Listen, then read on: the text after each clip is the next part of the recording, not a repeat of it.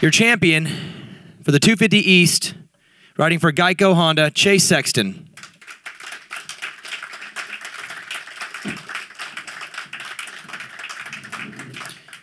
And your 250 West Coast champion, riding for Monster Energy Star Racing Yamaha, Dylan Ferrandis.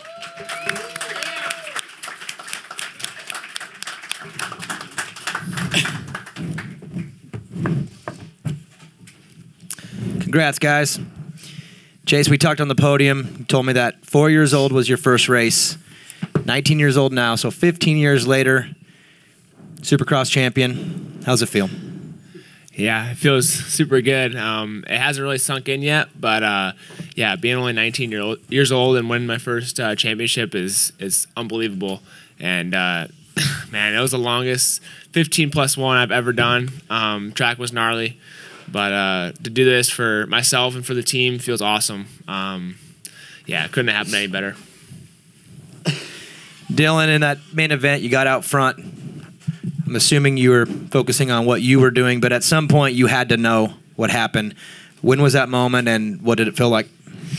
Yeah, for sure. I said to my mechanic, yeah, just tell me what place AC is. I don't care my lap time. I don't care the gap or whatever. It's just I'm just focusing on AC place. And you know, the truth is, if he was second or behind me, or I don't know, I mean, I just will try to, I don't know, make a fight with him, and I don't know, just show him that I'm better. Or I don't know, but he showed me he was 4-3, and the lap after it was 10. Was AC, he put me on pitbull. AC is 10. I was like, wow, so it's really happening, and it was crazy. And yeah, I did the best start of my full season. Was the best start tonight, and I did, and just make it happen at the best moment. And yeah, to win the title here in Vegas is unbelievable, and I can't believe it's happening right now. I just control the race and make a good start, which I missed all the season. I always took bad start, and just for this one, I made the best of it, and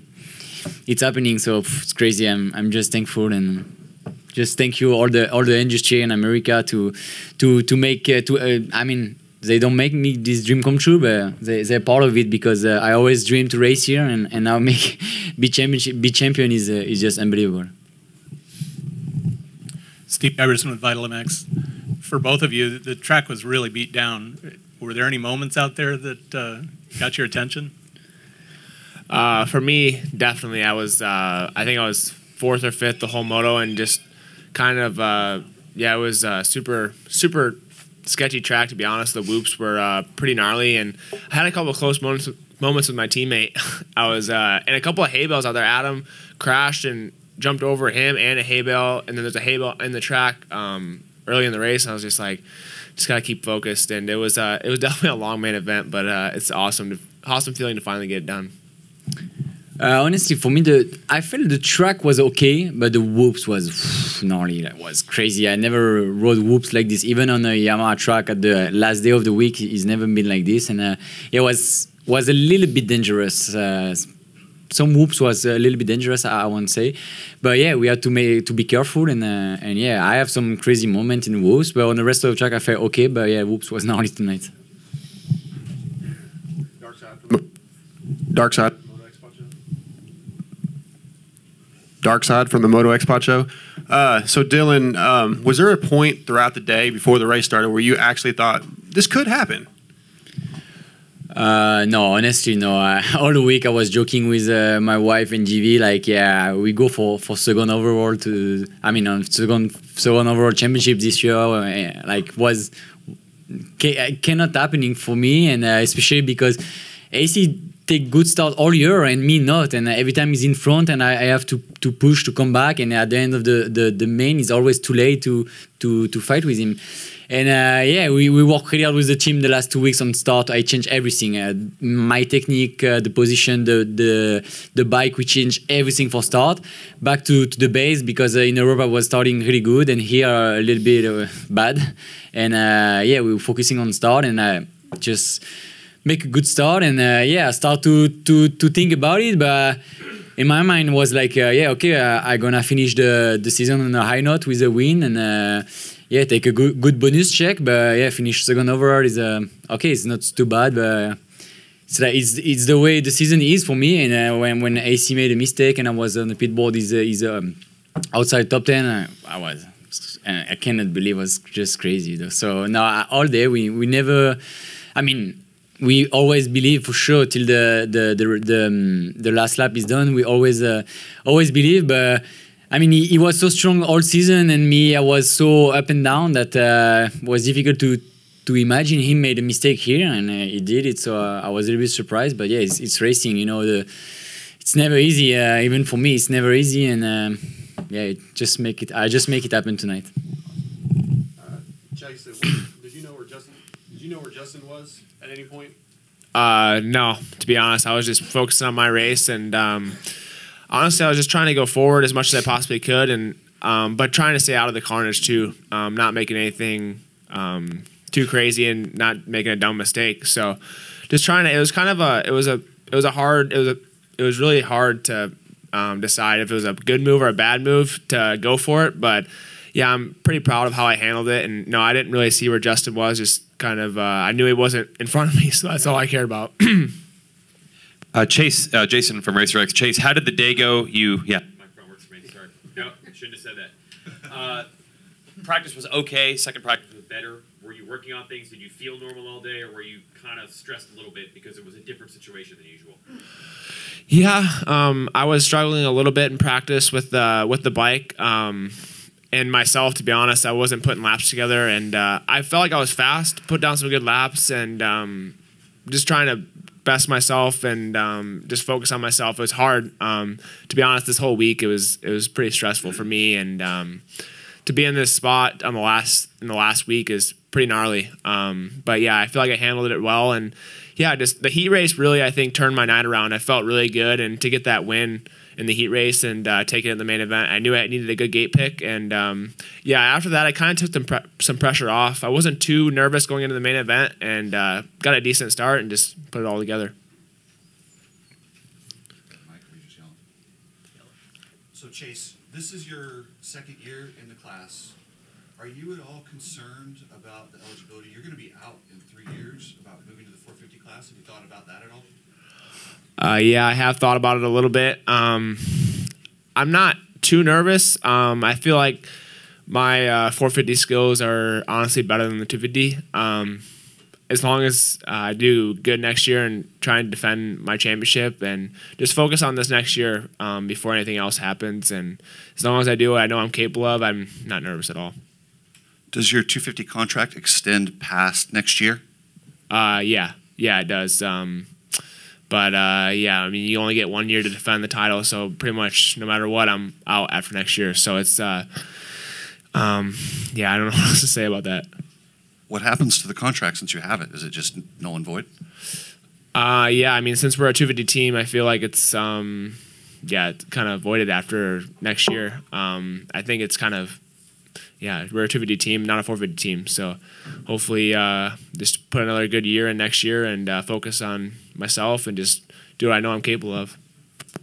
Michael Antonovich with Swap Moto Live. This is for Dylan. You've made it clear, abundantly clear over the years, this was your dream. For you to get here, I mean, this has been quite a different challenge. You're used to a longer race series. It's pretty jam-packed.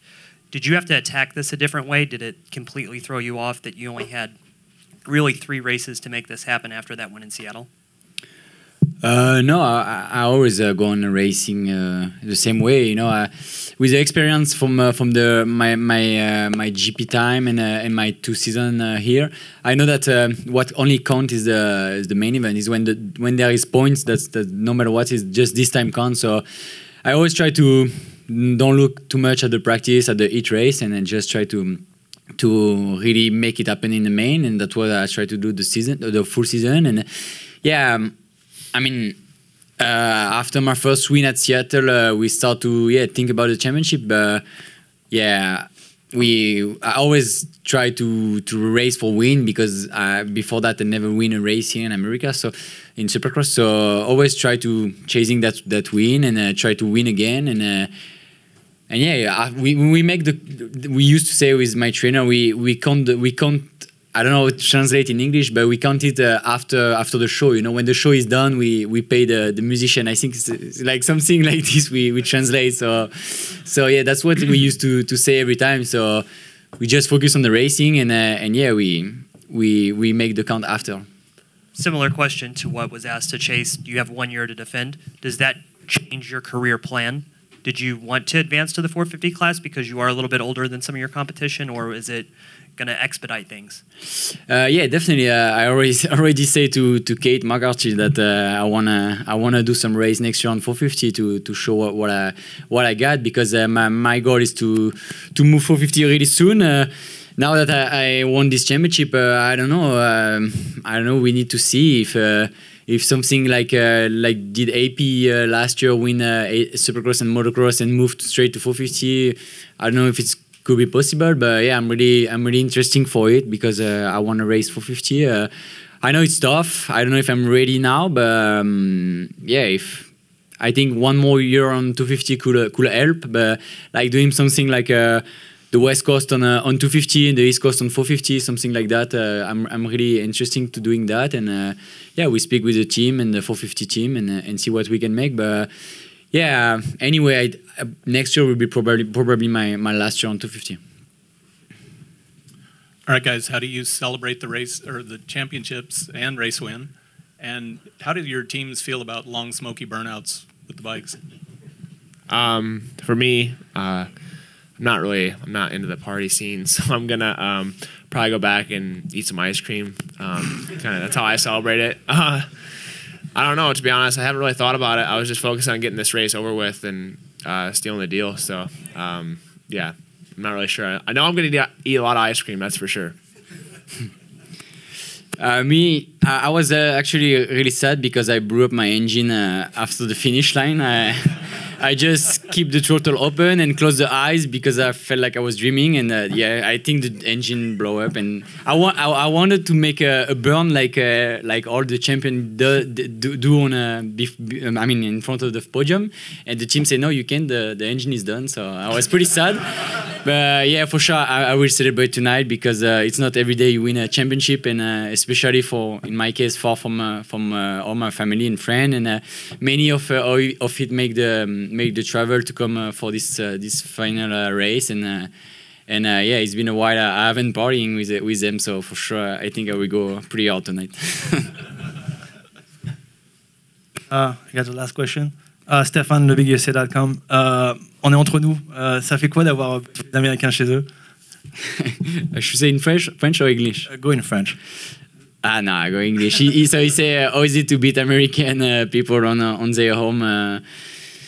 Actually, I feel a little bit proud because it's really tough for a non-American rider to race here in America. It's not every day easy.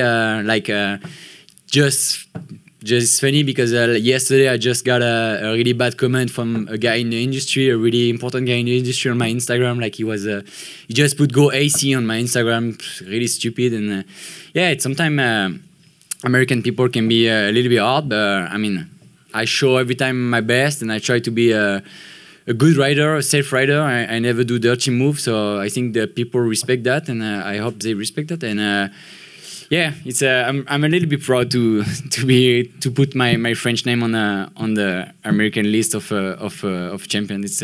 It's really a good accomplishment for me. Thanks, guys, and congratulations.